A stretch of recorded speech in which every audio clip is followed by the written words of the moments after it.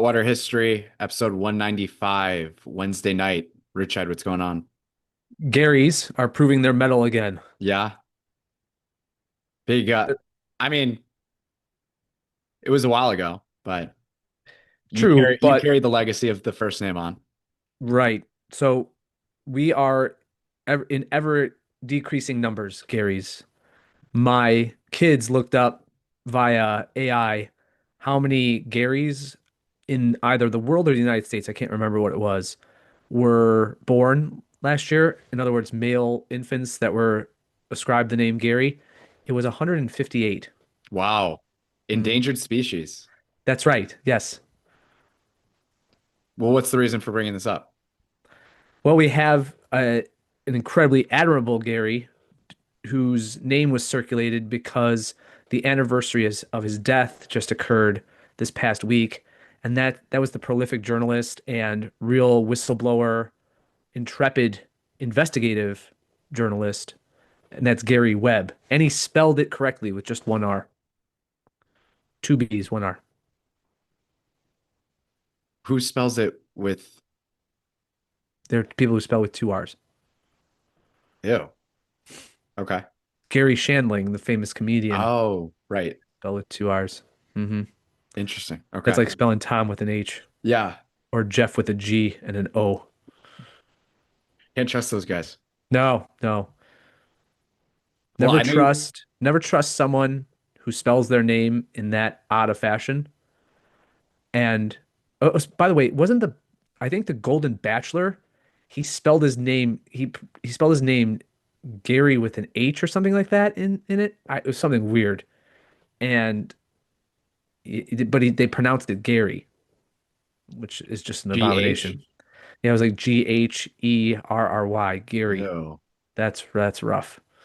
And he wasn't some ethnic dude. It wasn't as if he was from Ghent or something like that.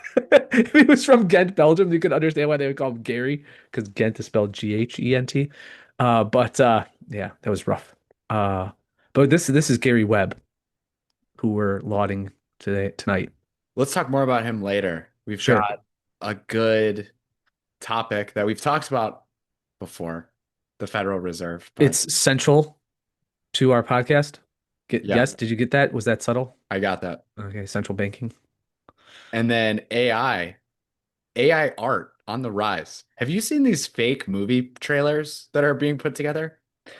Yeah, but all the more impressive is the music compositions. Apparently, there's an AI composition that's number one on the country charts now. Did you see that? No. Yes. Contemporary country charts, there's an purely AI composition. And then I have been entertained and moved, in fact, by the great Catholic apologist and forthright defender of all that is dogmatic and doctrinal and good and from our Lord in the truth of the Catholic faith. Chris Jackson, you can follow him at Big Modernism. He did a couple of AI songs. He wrote the lyrics, but then he had AI compose the music and then actually do the production. And one of the jingles is called Trad Inc. So it's a diatribe against the Taylor Marshalls and Christian Wagners of the world who are profiting from acquiescing and kowtowing to Pope Leo. Let's just give him a chance. Let's just give him a chance. And Michael Matt, the famous, formerly sort of trad and Orthodox strongman, but yeah, and intellectual. So he's really gone after it, and they're hilarious. It's a great takedown of Trad Inc. Do you get nervous at all about an AI song being number one on the country music charts? Not really. It feels like one of those things that they want you to be scared by, but it doesn't actually scare you. Yes, that's That well said. it won't actually replace humans or Right. Well, I always think too is who's going to go to a live performance of an AI bot, right? I think that might happen. It may happen, but there's an obvious visual aesthetic and artistry to see a musician live perform. But what if there's what if it's a hologram? it's still a hologram. I mean, I don't, there's still something visceral and magnetic, I suppose, about being in the presence of the creator of that piece of music. And also, one of the parts of the beauty of, for example, theater and as an art form, but even something along the lines of a live musical performance, is the possibility that they screw up. You see, there's always that behind the surface or liminal tension that this person has to perform, correct? So we're not ever going to be able to relate on a natural or I suppose ontological sense with just a coded bot because they're not going to screw up. Now you could maybe program some mistakes into there, but what would be the allure of programming mistakes or errors into an AI performance? I think it's going to happen. I don't think it's going to be a success, but I believe that there will be AI music performers. Similar to how there's faceless DJs. Like, Or do you think that AI is going to be used along the same lines as they used to? For example, there was a concert where Michael Jackson was a hologram. So you just that's make what I think is going AI, to happen. make AI. So when finally the remaining Rolling Stones die and it's just Mick Jagger and his emaciated corpse up there, still alive corpse, I guess, and he's rollicking and frolicking around the stage, then Keith Richards, they'll have an AI Keith Richards. Or they're just going to come up with their own pop star, AI pop star. That'd be great if they had a AI CC DeVille and he could play the wrong song at the MTV Music Awards just to that was before you were Yeah. born, but Yeah. yeah. Did you ever see that? I have no idea what you're talking about. So in the MTV Music Awards, famously, I want to say this is mid to late 90s. So this is where it might be even earlier than that. It might have been just earlier 90s. But Arsenio Hall was hosting the MTV Music Awards and Poison was set to play. And he announced the song that Poison was supposed to. So Bret Michaels, lead singer, starts singing, I forget what song. Don't need nothing but a good time. And CC DeMille said the guitarist played a totally different song, so it sounded Mm, cacophonous and awful. And that is seen as the hairband era jumping the shark, and from that point on, everything was ceded to grunge got it.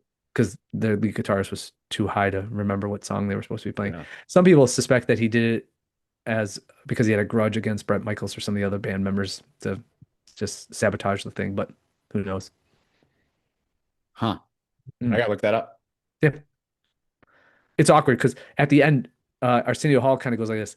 I don't know what that was. Oh Yeah. man. Yes. Hmm. We were talking about the Federal Reserve. We got Oh, yes. So sidetracked. Should we play the AI video that we're yeah, recording? let's go do it because this is one of those examples where AI, through the artistic format of a jingle, really is producing a lot of eye-opening stuff. So I can go and show that now. The story of the Federal Reserve begins not with an act of transparency for the American people, but with secrecy and collusion. In the early 1900s, following a series of banking panics, most notably the Panic of 1907, the nation's financial elites began pressing for a central banking mechanism. They argued it was needed to provide stability, but what they truly wanted was control, a way to cartelize the banking system under government protection, preventing smaller competitors from challenging their dominance. This effort culminated in a clandestine meeting in 1910 at Jekyll Island, a private resort off the coast of Georgia. There, powerful men like Senator Nelson Aldrich, representatives of J.P. Morgan, and bankers tied to Rockefeller, Kuhn, Loeb, and others drafted the blueprint of what would later become the Federal Reserve System. The public was told this was banking reform in the public interest. In reality, it was bankers writing the rules for their own protection. The Federal Reserve Act was pushed through Congress in 1913, just before Christmas. When many lawmakers had gone home, it was sold as a way to end panics and stabilize the economy. But from its inception, the Federal Reserve is neither federal nor reserve. It was a cartel agreement disguised as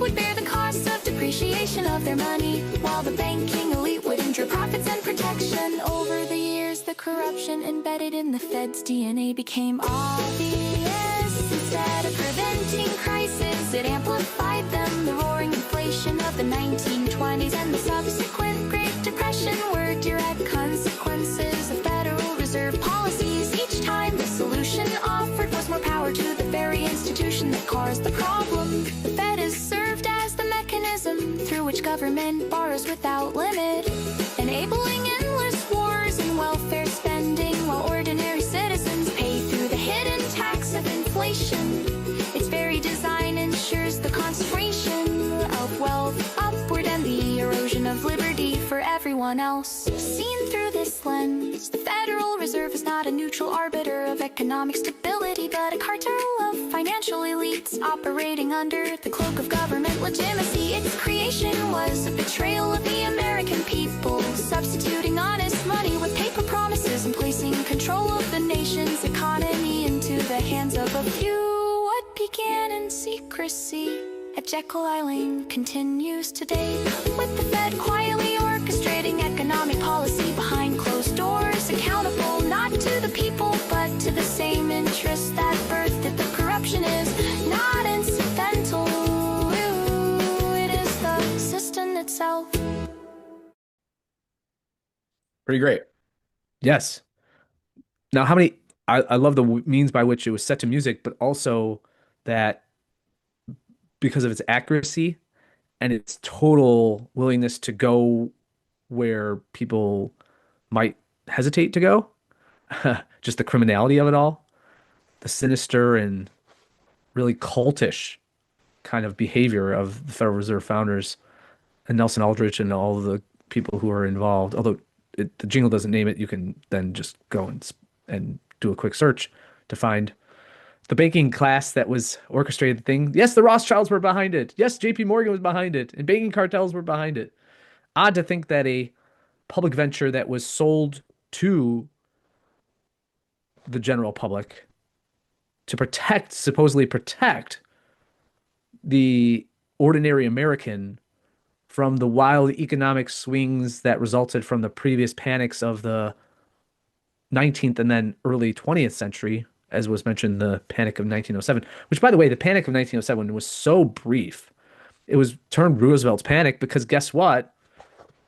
It was seen that Roosevelt's heavy-handedness and his domination of the economy had really throttled economic expansion and prosperity and caused some banking crisis. Of course, the billionaire class and the corporatists and political entrepreneurs never let a good panic go to waste. So in the progressive era, it was time. They had successfully by 1907 and then 1910 with Jekyll Island, they had successfully convinced enough people and propagandized the general public to believe that capitalism was somehow to blame, that there were this is before Keynes, but actually before his writing or general theory becomes popular, that there were animal spirits and there was, unless there was direct government and central banking interference and regulation, that would lead to systemic and frequent panics. And as I taught you back in the day, and when we did economic analysis and historical economic analysis in our U.S. history classes, the rhetoric was that because panics led to a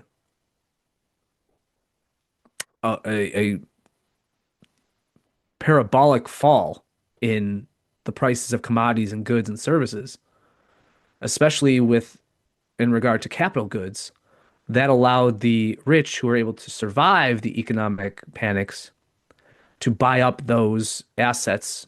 And these range from stocks and bonds all the way through to factories, mills, precious metals, you name it, at discount rates. And thus buying low and selling at the top was something that those who were proponents of central banking, reserve, federal banking, although it's great that it's not a reserve and it's not federal. Uh, this is what was sold to the public as the remediation, the fix. Can you talk about the policies Roosevelt put in place that are the reason why it's called Roosevelt's Panic? Yes. So from the banking industry all the way through to breaking up trusts, he was famous first trust buster, and he had called upon and really weaponized, without much congressional approval, to be sure, the attorney general, for example, who was his name was Philander C. Knox, to go out and arbitrarily, I shouldn't say arbitrarily, because there were previous laws like the Interstate Commerce Act, which created the Interstate Commerce Commission from the late 19th century, and the Sherman Antitrust Act that allowed for at least a modicum, if not, and certainly way too much, government oversight and regulation and investigation of, for example, the accounting books, the ledgers of American private corporations. So even if you weren't a public corporation, you weren't shares of your company weren't being sold on, let's say, the NYSE or something like that. What these successive legislative acts did was allow the attorney general. I mean, think about this. Can you imagine the framers of the Constitution imagining an era in which the federal government felt itself empowered to, at its whim, go and investigate the private books and operations, revenues, expenditures, policies, you name it, of corporations it's simply suspected of being, well, engaging in some level of criminality. It's not as though after that a warrant was required. Right. There's no warrant required after that. But yeah, that's what essentially these acts did. I mean, and then you had immense, and I'm saying relative, today it's not much, but immense federal interference and intervention in the economy. I mean, the Pure Food and Drug Act is passed in 1906, a year before the um, the Panic of 1907. You have the Hepburn Act, which regulated railroad weights, railway rates, hard to say, and destroyed, for example, James J. Hill's Great Northern Railway, and really choked off trade, especially to Asia and the Pacific. So you had all these, let's say, intrusive mechanizations and wrenches thrown into the economy. And with the, I mean, you could even go into, for example, the National Parks Act and how companies, thanks to crowding out of land purchases, they didn't necessarily know what to do. What was the federal government's uh, the regime uncertainty? What was the federal government going to do next? In I forget who wrote this book, and his name is it Prendergast? Yeah, it's Mark Prendergast. He wrote a history of Coca-Cola, the company, and it's a great book in the sense that it takes you through the history of how Coke survived the different eras, dating back to the 1880s when Dr. Pemberton was creating what he essentially called the medicinal French wine, which eventually turned into Coca-Cola, and how Asa Candler, who was the CEO, there's a great passage which we include in A Twisted History of the United States, where Candler essentially throws up his hands and says, what am I to do? The federal government's regulating how I advertise, all the way through to the amount of land I purchase, or how I do my bottling and who I employ. It was just so much interference, and especially it intensified under Woodrow Wilson.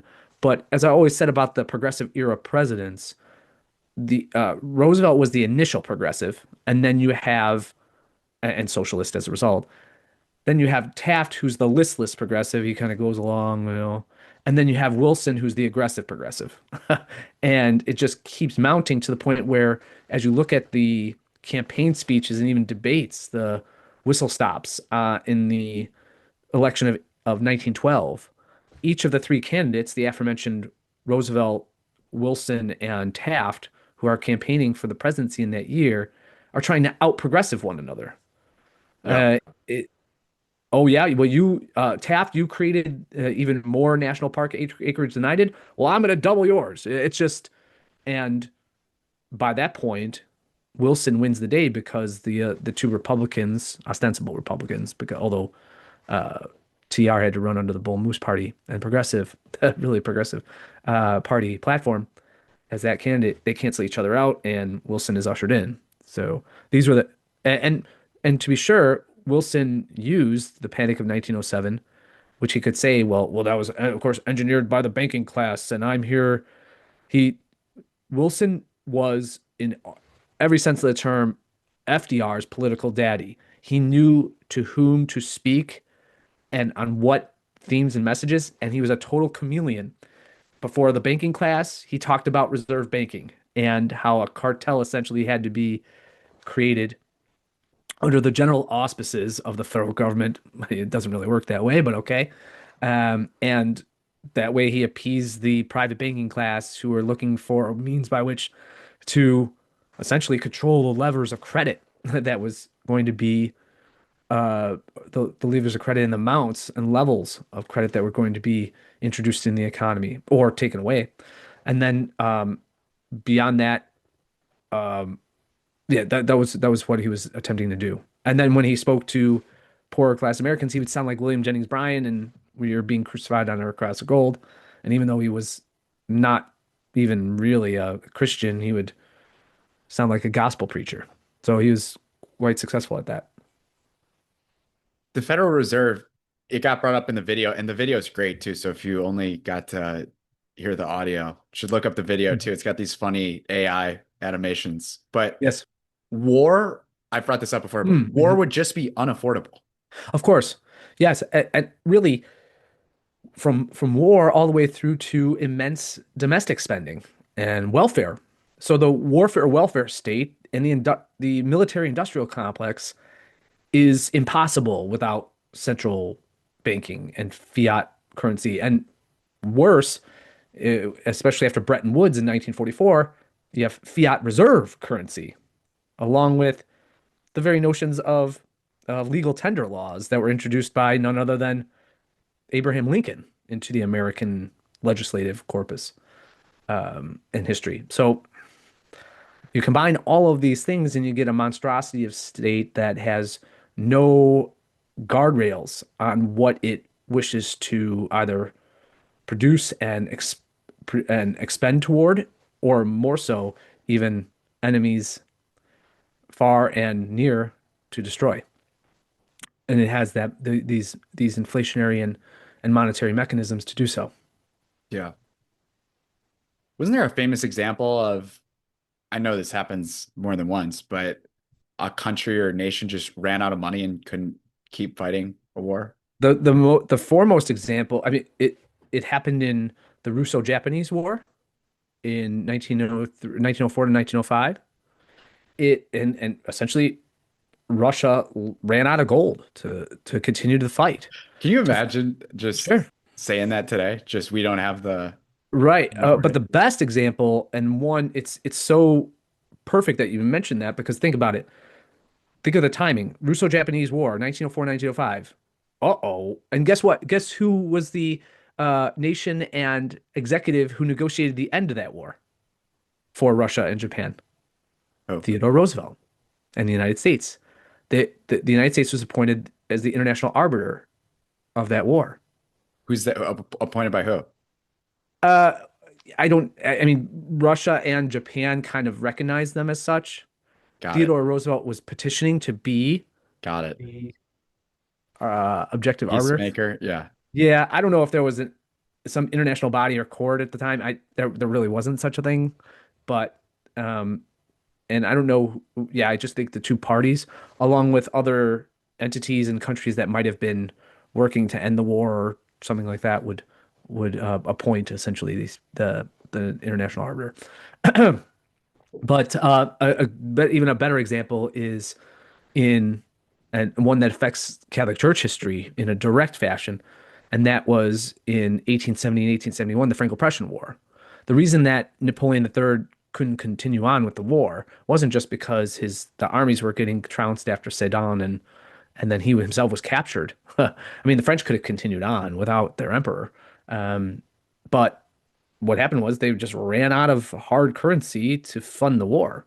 So they had to. Now you could say, well, that means that the founding of the German Empire as this gigantic monstrosity within Europe, therefore throws the old balance of power from, I mean, this is all just very establishment history, from emerging from the Congress of Vienna at the end of the Napoleonic Wars that threw it all out of balance. So therefore, maybe fiat would have been better there, but no. If you would have had the French resorting to fiat, you would have had greater tragedies than the Paris Commune and all the things that transpired afterwards, which were horrible. And they were so devastating to the French psyche and national identity that if you were to have fiat currency and allowed the war to continue on, you would have had massive more numbers of dead.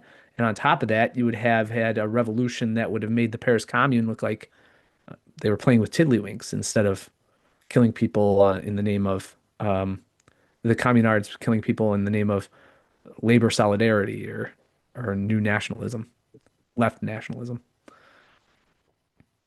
I mean, you know the famous church Sacré-Cœur in Montmartre in Paris. That's the one with the white onion domes. That was built in reparation for what had gone on during the Paris Commune. Wow. Yes. So they asked for um, absolution from the Sacred Heart of Christ. That's cool. Hmm. Do you want to talk Gary Webb?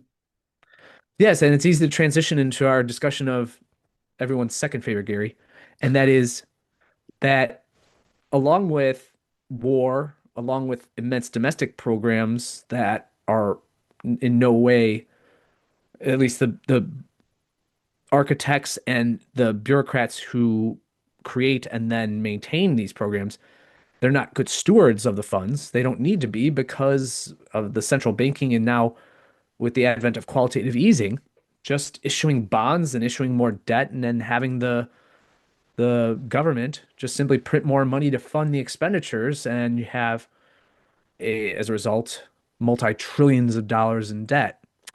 So these programs like the ones that Gary Webb exposed as this investigate as in his job and career as an investigative journalist would not be possible without fiat reserve central banking and the mechanisms of the Federal Reserve to fund the inordinate expenditures of the of the federal government. Keep using that word federal. Unfortunately, all we're talking about here is national. National. No, think there's nothing federal except the fact that they designed it at Jekyll Island and then in the Federal Reserve Act of 1913 to have regional banks to make it look as though it was federalized when everything is really run from the Eccles building in Washington, D.C. So let me give you a little bit of biography on Gary Webb, and then you can interject where you see fit, and we could just talk about the true heroism of this guy. What Charlie's showing on the screen now for those just listening to audio is just a nice little meme kind of tribute to him and his death, which was back on December 10th in 2004. So this is what was being memorialized just a week ago today. So Gary Webb, he was born in 1955 in Corona, California. He immediately in his career became an investigative reporter. He worked for outlets from the Kentucky Post to the Cleveland Plain Dealer. He was a staff reporter for eventually the San Jose Mercury News in 1988. That must have been a fascinating time considering the rise of the Silicon Valley tech sphere in Northern California. I don't know how many stories he wrote about that and computing and the tech industry, but it'd be interesting to see how many investigative reports he was writing about entities like Apple or Microsoft and the Sure. like. In 1996, it was a key year because, as the meme shows, after the this is long after the Iran-Contra affair was unearthed. And for those of you who are unaware of the Iran-Contra affair, I will summarize it here. The United States in the 1980s under President Reagan, the Republicans, both in Congress and the neocons, yes, neocons in the Reagan administration were hell-bent on toppling the Daniel Ortega-led Sandinista government of socialists that had taken over in the Central American country of Nicaragua. because Congress was standing in the way of funding greater support, even weapons shipments to the Contra to fight the Sandinistas. The Contras were pro-American and the Sandinistas communistic. What the Reagan administration did very secretly and in very covert ways, with the help and support of, to be sure, then Vice President George Bush. There's a great image of, or a video of George Bush actually being asked about it, and he simply moves behind a screen. It's very much similar to that meme of when you see Homer Simpson go into Yeah. the bush, you know. That's precisely what he does. And and Oliver North was made a household name in the 1980s because he was the colonel that was put in charge of that and became a pseudo patsy fall guy. He was eventually not exonerated but let off the hook. What the plan was, now think about this. At the time in the 1980s, Iraq and Iran were fighting an existential war that was fomented by the CIA itself and the Israelis. uh, how little things change. Plus que ça change, oui. And so, as a result, they concocted, supposedly the Iranian Revolutionary Army was the existential enemy of the United States and Israel after the Iranian Revolution in 1979. Oddly enough, as the military industrial complex, both foreign and domestic, operates along with the Israeli Zionist regime, well, they concocted a plan by which the United States would sell arms to Iran to fight Iraq, which was also buying arms, was the ally of the United States at the time in this war, right? They would sell arms to Iran and then use the monies to fund the Contra in Nicaragua. Wild, right? Who would have put the two? That was why in many ways, I think the planners of Iran-Contra were thinking, no one's going to piece this together, right? No one's going to say that there's going to be this inherent connection between this program that by which we're going to ship arms, some of which were already in Israel. Israel was shipping arms over and across Iraq to get them to Tehran so that Tehran and the Iranian regime could fight the war against Iraq, which was being supported directly by the United States in an ostensible way, in an open way. I mean, think about this, Yeah. right? And by the way, German and Dutch and British firms were supplying chemical weapons, think about this, to be used by thence the Ba'athist regime under Saddam Hussein, and they were deployed against the Iranians. Still, there are German-made and manufactured mines that are strewn throughout the Iraqi-Iranian border, all manufactured in Germany, right? So be that as it may. So this is after the Iran-Contra affair. So everyone after Iran-Contra was unearthed, they said, well, that was scandalous. I can't believe that all happened. And then there was essentially a lull, especially as Clinton came into office and the new administration came in after George W. Bush. So the Reaganite years were ended in 1992 in the election of 1992. But this intrepid reporter, Gary Webb, said, I think there's something, there's a connected and secondary branch of Iran-Contra. And that secondary branch was that the CIA didn't just stop once Iran-Contra was discovered. In order to fund the Contras still, even after that scandal, and perhaps because of that scandal, they had to be even more covert. And what Gary Webb unearthed was that the Contras rebel supporters in the CIA, in the NSA, and in other three-letter agencies were playing a dual game. And the dual game was to continue to fund the Contra rebels, but because their main funding font had dried up, they were just simply going to flood American cities and streets with crack cocaine. What could go wrong, correct? We say what could go wrong, thinking that the CIA is acting in an altruistic manner toward American citizens. But really, when has the CIA acted in an altruistic manner toward American citizens? It's pretty clear that what was intended was the mass drug addiction of American inner cities. and then using the profits to fight a foreign regime change war in Nicaragua. In other words, that wasn't a unintended consequence. It was central to the program. You follow? Yeah. Moreover, you have senators like then Delaware Senator Joe Biden and Clinton himself and other blue dog Democrats and also Republicans who used the drug war, and they could say we need to be so tough and cause the mass incarceration of largely black men in inner cities who were, by the way, tasked by the CIA to do all the sales and distribute. They by the way, the those who are the major drug cartels that were operative in the United States, the major drug gangs, the El Rukns in Chicago, Gangster Disciples, wherever they would be in New York, Los Angeles, Houston, wherever they were, right? They testified at these subsequent hearings and trials where they were, of course, they were the fall guys for all of this. They said, "Look, I there was so much crack cocaine coming in terms of supply, I couldn't get it out fast enough." Wow. So you have raging addiction during this time. And talk to anyone who was alive at the time, parents, grandparents, and they were in, let's say, corporate America.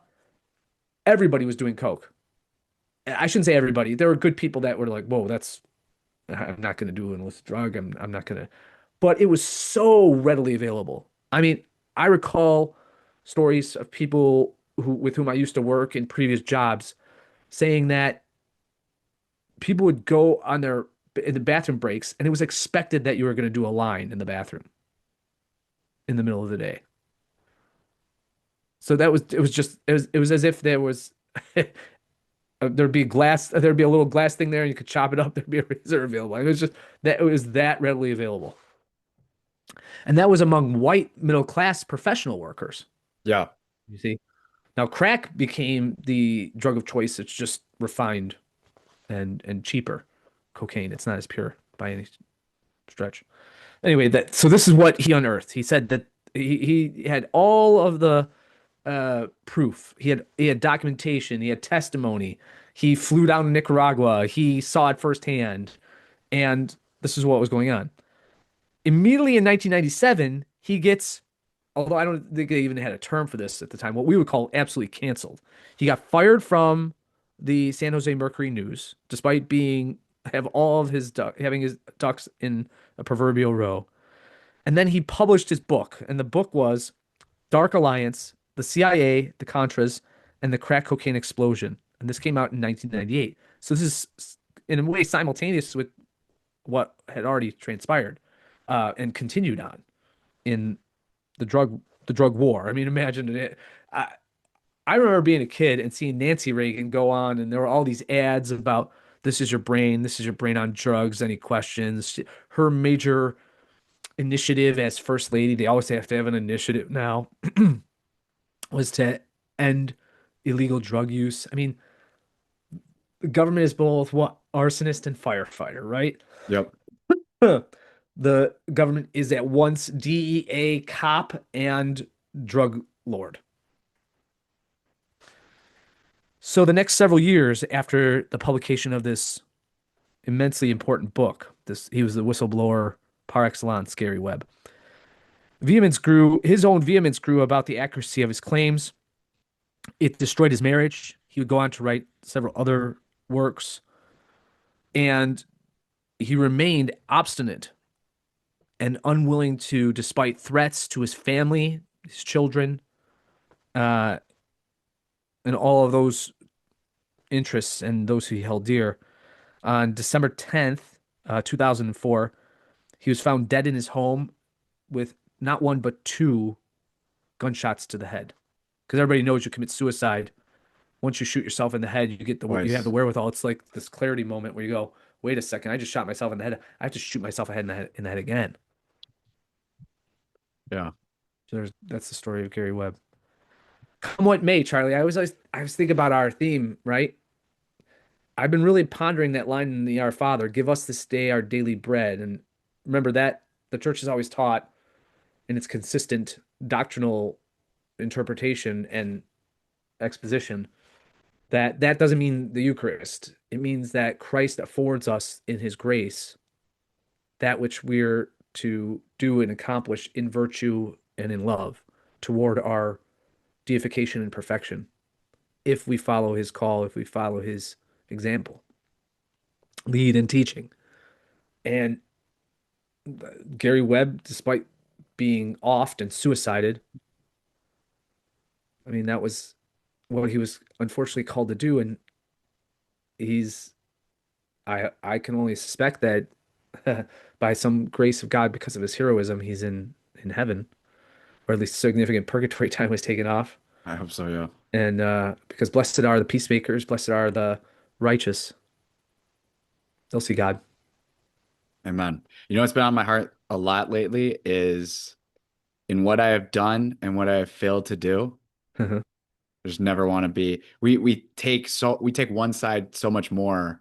We weigh one side. We weigh the in what I have done so much more than in what I have failed to do. Mm-hmm. In modern times in our Sense of omission. in our modern Puritan times, we care so much more about the sense of omission where I never want to get to the end and it's just like I failed to do this. Right. Yes. Right. In a way, I'd rather be in the wrong because of zeal. Let me be in the wrong because of zeal. I mean, remember, Revelation 3:13, the lukewarm or the milk toast I spit out of my mouth. Right. So best to be passionate and best to be overzealous with love of God, if that's such a thing. I don't think it's possible, but imprudent maybe in love of God, than to stand on the sidelines and wish you had the opportunity again. Yeah. Is it So all on Gary? just it's worth we should say that there was a movie that was starring Jeremy Renner as Gary Webb that I haven't seen. I've seen the trailer. Might want to check out as well as read his books and articles. What's it called? He wrote a great piece about truth telling in journalism. That's still, I think it's a classic that I would encourage people to read. He has this great line. He said, if you were to ask me, I believe he wrote this just before his death in 2004. If you were to ask me 17 years ago, as he was working and was a staff reporter at the San Jose Mercury News and had a pretty comfortable job and sinecure, excuse me, whether I believed that journalism was a good industry in which to work and that we were just truth sayers and people who exposed that which was a public interest, he would have said, "Yeah, of course, I believe fervently in this." And I would have looked at Noam Chomsky and Joe Sobran, obviously on different sides of the political spectrum. But when they complained about the corporatization of media and propaganda by the state, I would have laughed and said, "No, it's just free enterprise, man. I could get stories out, and I'm unimpinged and unhindered from doing what is in my estimation in the public interest." And being that fourth estate, supposedly he would have bought the line of being the fourth estate within any healthy democratic republic. And he says, that's all hogwash. It's all garbage. It's all gone. You're going to get persecuted along the lines of H.L. Mencken. You know, the truth tellers are always those who are the bane of society and regarded as the dregs. But he was willing to accept that. And even to the cost of his marriage, his family life, I think he's absolutely vindicated. And as the days go on, he's vindicated even more, right? Yeah. It's called Kill the Messenger, the movie. That's right. It was Killing the Messenger. Jeremy Renner was the lead, and it was really a film adaptation of a book, a biography of him written by Nick Sobel, I think. I forget the last name of the author, but worth a read. Do you want to talk about a town with not much zeal for God? They got zeal for stupidity, but let's go for it. Here it is. Meanwhile in Oak Park. We should go to your gay suburb now. The People segment brought to you by Tridentine Brewing, Meanwhile in Oak Park. We've got a couple ones that we've been developing over the last few weeks. Mm. Oak Park approves 2026 village tax increase.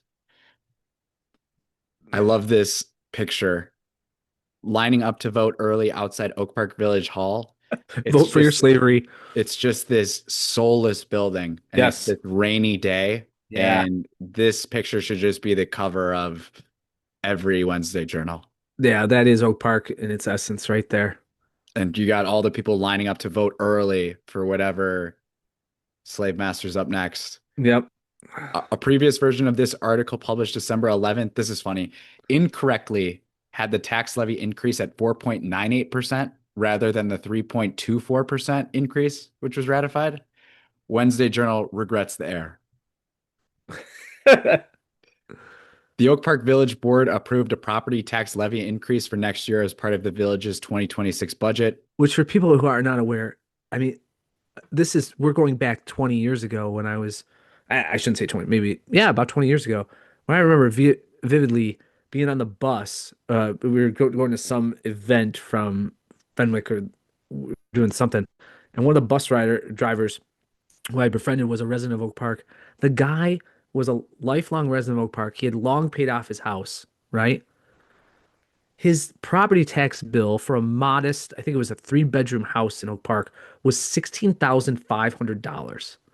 He said that was what at the time, I think it was like 8 times the last mortgage payment he made in perpetuity. You don't own your house, and you certainly don't own it in Oak Park. That's 20 years ago.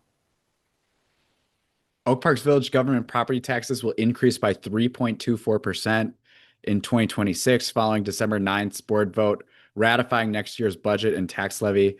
The village government's tax levy includes the property tax contributions for the Oak Park Public Library, according to village staff. The village government tax only makes up 15% of Oak Park property owners' annual property taxes, with other taxing bodies, including the 2 local school districts, taking in a larger share of Oak Park property taxes. The tax levy helps the village fund its general operations, debt service payments, and contributions to the police and fire pensions, according to the village.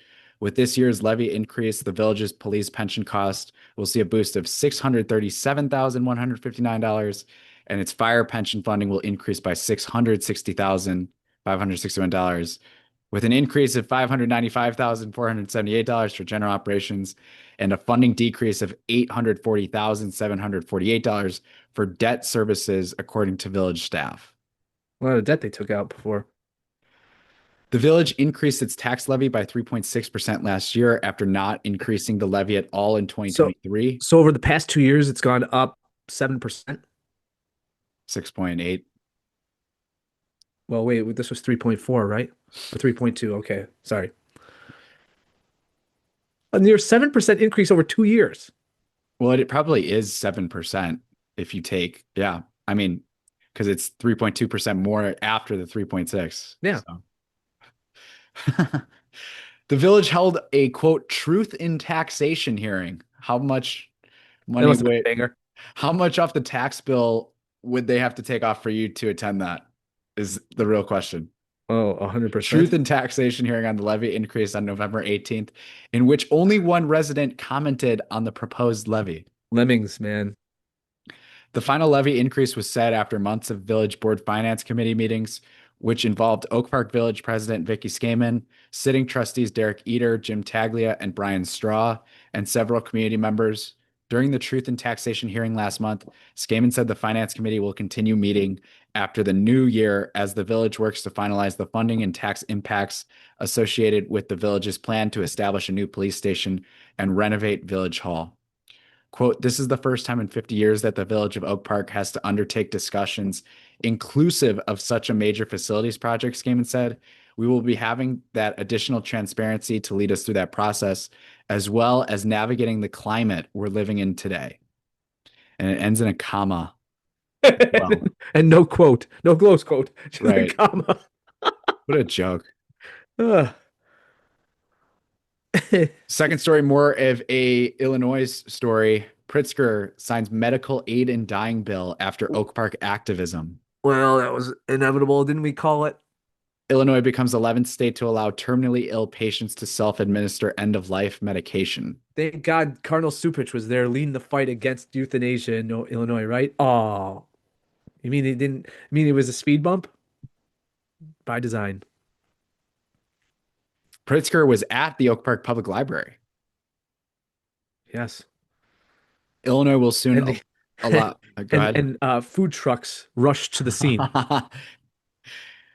Illinois will soon allow terminally ill adults to seek prescriptions for life-ending medicine. Governor J.B. Pritzker signed a Senate Bill 1950, also known as Debs Law, Friday, making Illinois the 11th state to allow terminally ill patients to end their lives with physician-prescribed medicine. A group of active Oak Parkers made up the nation's largest chapter of the Compassion and Choices organization, Perfect that it's from Oak Park. which has lobbied intensely for passage of this controversial legislation. Oak Park is home to notable core support for bringing end-of-life care legislation to Illinois.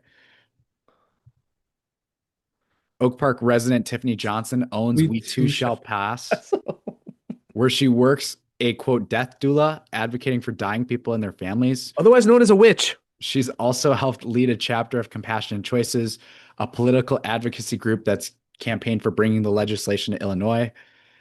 This Oak Park team is the largest end-of-life options team, not only in Illinois, but in the entire country.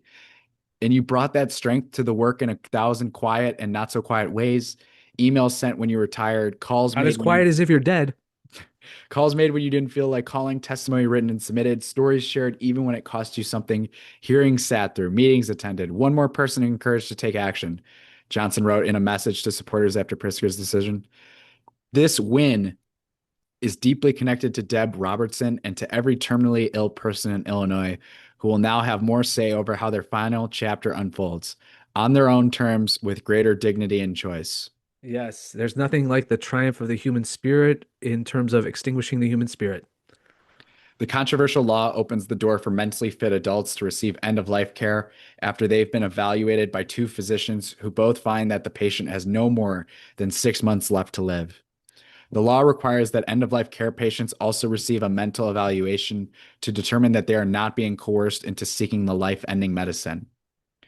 Quote, I have been deeply impacted by the stories of Illinoisans or their loved ones that have suffered from a devastating terminal illness, and I have been moved by their dedication to standing up for freedom and choice at the end of life in the midst of personal heartbreak, Pritzker said in a news release announcing his decision to sign the bill. Today, Illinois honors their strength and courage by enacting legislation that enables patients faced with debilitating terminal illnesses to make a decision in consultation with the doctor that helps them avoid unnecessary pain and suffering at the end of their lives. This legislation will be thoughtfully implemented so that physicians can consult patients on making deeply personal decisions with authority, autonomy, and empathy. Empathy, my goodness. Empathy. Okay, here we go. Our guy, Carl Morello. I was looking ahead. The law will go into effect next September, but end-of-life aid is highly controversial nationwide. Critics of the legislation often refer to end-of-life aid as assisted suicide. What else would it is. end-of-life aid? What is that? Talking about euphemism. The bill received stiff opposition from some religious groups. Oak Park clergy have offered a variety of perspectives when asked earlier this year. Quote, it's kind of a slippery slope. Oh yeah, that's stiff opposition right there. Reverend Carl Morello, a slippery slope. I don't know. It could happen. Bad. Pastor of Oak Park's 3 Catholic parishes.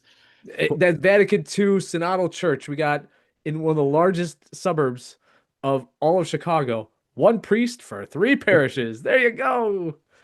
The church's position has been to honor life from birth until natural death. But when people are in a terminal situation, we do support them in making the choice for hospice care. Reverend David Heim, interim pastor. With leaders like that, is there any surprise that assisted suicide keeps going through? They can't even articulate. No mention of God, human telos, what the definition of murder. It gets better. Okay. Reverend David Heim, interim pastor for Good Shepherd Lutheran Church, agrees with Morello that precedent in this case is worth examining theologically. Quote, well, that's nice since he's a pastor. Quote, if assisted dying begins to change that culture, people who are in a terminal situation, I guess society expects me to take my life. That's the slippery slope. Heim said. Christians continue to hold the idea that suffering isn't pointless. Oh, well, hey, thank you. Okay. Well, now we're getting a little better. That suffering could be redemptive.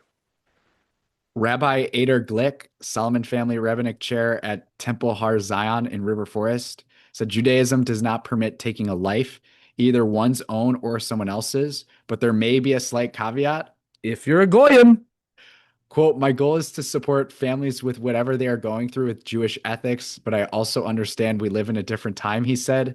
modernism. What if we had to counsel a terminally ill person contemplating aid in dying? Has he never done that? Quote, I would leave it open-ended, he said. I would bring the Jewish value or ethic as a matter to consider, but I understand it is a very personal decision, and a person must make the decision based on the wide scope of their How situation. can it be a Jewish value, an ethic by definition? Ethic. But then it's relative to the individual in that particular circumstance and situation. That's not an ethic. That's just relativism. That's Reverend, just preferential subjective morality. it gets better. Reverend Emily Gage, we've got an Emily today, of Unity Temple, adopts a Right. similar view and points to a 1988 Unitarian Universalist congregation statement affirming one's right to die with dignity. Oh, get out. The Unitarians are in favor of euthanasia. Quote, Oh, that's a shock. I can't speak for everybody in our congregation, but Why could you? You don't believe anything. I believe the locus of decision making should be within each person, she said. For for me, it includes making decisions on how you would die, given the parameters of their terminal illness. Because there's no God. You're the God. You determine your end. Yeah. Thanks, Emily. Last one. Reverend Emily. Come on. Letters to the editor. Local governments, clear your sidewalks. As I headed Oh out, boy. this is by Stephen Brown. As I headed out to work this morning on foot after yet another snow event, I was heartened that once again, most, though not Snow all, event. though not all of my neighbors did their civic duty of clearing the snow from their sidewalks in a timely fashion. Unfortunately, once again, the notable exception was our local governments, who routinely failed to clear snow from sidewalks along publicly owned parcels. The sidewalks alongside a village-owned parking lot, the bus stops along Columbus Park, curb ramps piled up with snow from passing plows, and so on. It's a noticeable pattern throughout Oak Park and surrounding towns. For Did you me, not notice that they don't even plow the streets in Oak Park? Why would they plow the sidewalks? it's merely a hassle. I can step over and through the piles without too much difficulty. But for our neighbors with limited mobility, removing snow properly, full sidewalk width, and down to the bare pavement is a matter of basic accessibility and safety. It is unacceptable that the same entities entrusted to enforce the rules that the rest of us follow can't be Oh. bothered to lead by example and follow the same rules themselves. It is also a clear violation of the Americans with Disabilities Act. Stephen Uh, Brown. the And author. and Cap. And Cap Stephen Brown. Yeah, Kep. Yeah. Well, that's it. That's the people's segment. That's it. Meanwhile in Oak Park. What would have happened if I'd gone for it and just said, no, I'm gay? It's a violation of the Americans, the ADA. What? The fox is guarding the chicken coop, man. Stephen Brown, don't you realize the people that wrote that were never intending to actually fall under its parameters? That's for everyone else, not the government. Come on, Stephen Brown. Whenever there's something I'm just too scared to say, I'm just going with the slippery slope. Yeah. It's a slippery slope. Yes, nothing says. I'm sure Carl Morello, wherever he went to theologate, probably Mundelein, sucking face with some other seminarian most of the time instead of learning theology. Probably, at the time when it came up, the actual moral theology, he just read the chapter. Oh, slippery slope. I could say that in regard Yeah. to any moral and ethical question. Come here, Peter. That's Mundelein. yeah. That's awesome. Mhm. All right. I wonder if we could ask Carl Morello. Well, I'll almost guarantee you he was ordained by Bernardine. And so when he was ordained by Bernardine, how much gay sex was going on there? Right? I saw it, but I never did it. I filmed it. Something along those lines. Yeah. There you go. Did I ever tell you the time We can't end it like that though. No. Did I ever tell you the time when when I was discerning for the priesthood, I was thinking about diocesan life, and I went up there for a visit.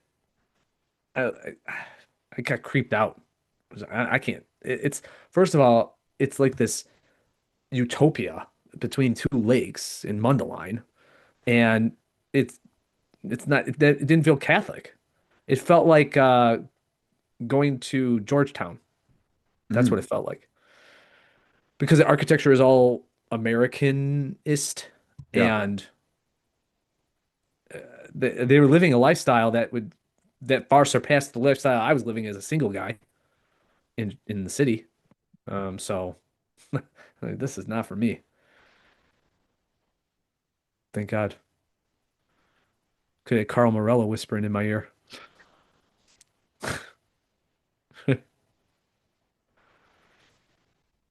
What else we got? Anything else? We can't. I'm not ending it on this. On that image. No. Ah, well, happy happy Advent. I don't know. Um, go find yourself a TBD on Christmas episode? yeah, right. We got to figure out whether we're gonna do one Either before December Christmas. 23rd or after Christmas, most likely, right? Yeah, maybe after Christmas. I don't know. So we could say that this will be our Christmas. It won't be the last of the new year or until the new year, but yeah. Merry Christmas. Yeah. So Merry Christmas to everyone. God bless. May the nativity of our Savior enlighten your mind, heart, and soul for all eternity. And read John's prologue. So that's the best. Anything else, Charlie? No, that's all I got. God bless, and I salute to all the Garys out there. God bless you, noble warriors. That's what our name means, by the way. In Old Norse, Gary means noble warrior. That's a lot cooler than how Gary sounds. It sure is. Why do you think when I became a religious, I said when they asked, would you want a religious name? I said yes. Yeah. Give me Athanasius, please. I Yeah. did. I have to say, I did wake up the day after I was vested, and in the vestition ceremony, there's a line where it says, it should be in Latin, but it's in English. They say, "In the world you are known as blank, and in the That's order you will cool. be known as That's cool. this." Yeah. So they said, "In the world you are known as Gary, and from henceforth you will be known as Athanasius." I That's thought at the epic. time when it said it, I was like, "Oh yes, this is awesome," and I can't wait. I woke up the next morning and I said, "Holy shit, I'm Athanasius." So then I had to figure out, well, how do I explain this to people? Who call me? What do they call me? Athanasius. It's a mouthful. So anyway, but just a little Greek lesson. Athanasius is derived from the Greek word for resurrection. Mm, That's pretty beautiful, didn't isn't know it? that. Yeah. Yeah, yeah. So read your Athanasius of Alexandria too. You can never go wrong. All right. All right, everyone. God bless. Bye. Merry Christmas.